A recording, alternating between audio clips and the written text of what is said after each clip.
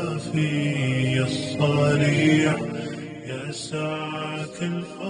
الله أكبر الله أكبر الله أكبر لا إله إلا الله والله أكبر الله أكبر وللہ الحمد۔ الحمدللہ، تمام تعریفیں اس اللہ کے لیے ہے جس کے رحم و کرم سے حج اور عید الاضحیٰ کا موسم بہار پھر آ گیا ہے۔ حج اور عید الاضحیٰ اہل ایمان کو آزمائشوں سے لڑکھڑائے بغیر بے خوف زندگی گزارنے کی طاقت حاصل کرنے کا موقع فراہم کرتا ہے۔ تو آئیے ہم اللہ کی کثرت سے حمد کریں اور اس کا شکر ادا کریں۔ اللہ اکبر اللہ اکبر اللہ اکبر لا الہ الا اللہ واللہ اکبر اللہ اکبر وللہ الحمد۔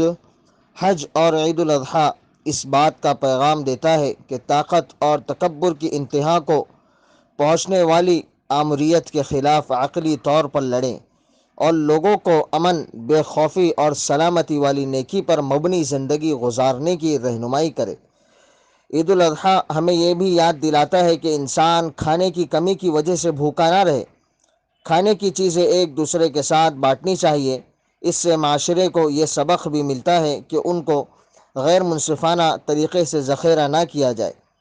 عید الاضحیٰ سادہ سا سبق یہ بھی پیش کرتا ہے کہ حقیقی خوشی انسان کی پرامن زندگی میں ہے۔ قربانی جو اللہ کی خاطر اپنا سب کچھ قربان کرنے کی لگن کی علامت ہے، اور وہ لوگوں کو ایک دوسرے کے قریب لانے کے لیے بھی ایک مثال ہے۔ اگر انسان قربانی کے ذریعے بھوک مٹائے تو اللہ تعالیٰ اسے قبول فرماتا ہے اور یہ سب سے اعلیٰ عبادت بن جاتی ہے۔ اللہ نے فرمایا ہے لن ينال الله لحومها ولا دماؤها ولكن يناله التقوى منكم۔ اللہ کو نہ ان کا گوشت پہنچتا ہے نہ ان کا خون، لیکن اس کے پاس تمہارا تقوی پہنچتا ہے۔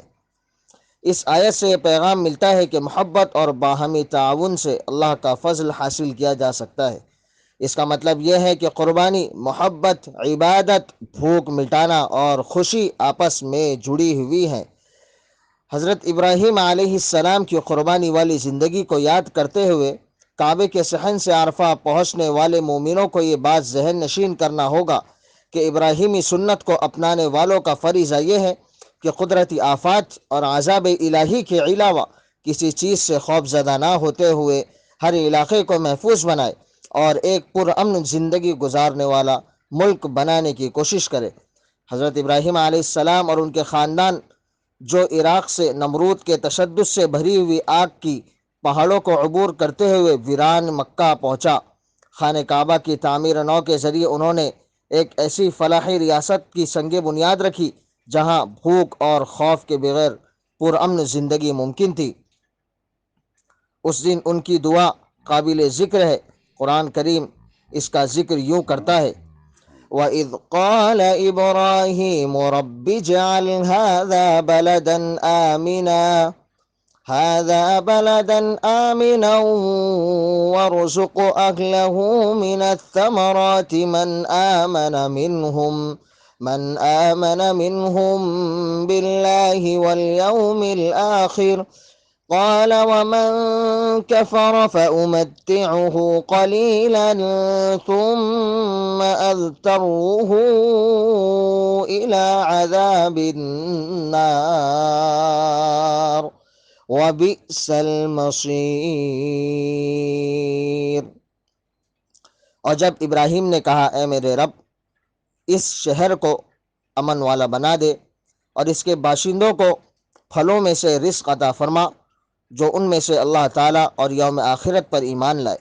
اللہ تعالیٰ نے فرمایا اور جس نے کفر کیا تو میں اسے بھی تھوڑا فائدہ دوں گا، پھر اسے آگ کے عذاب کی طرف بے بس کر دوں گا اور وہ بدترین لوٹنے کی جگہ ہے۔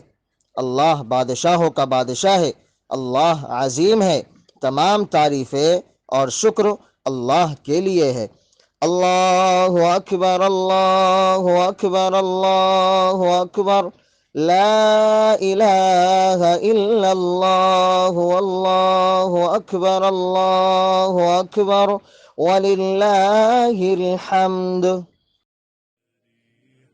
وبث الدعاء الخفي الصريح يسعك الفضاء الرحيب الفسيح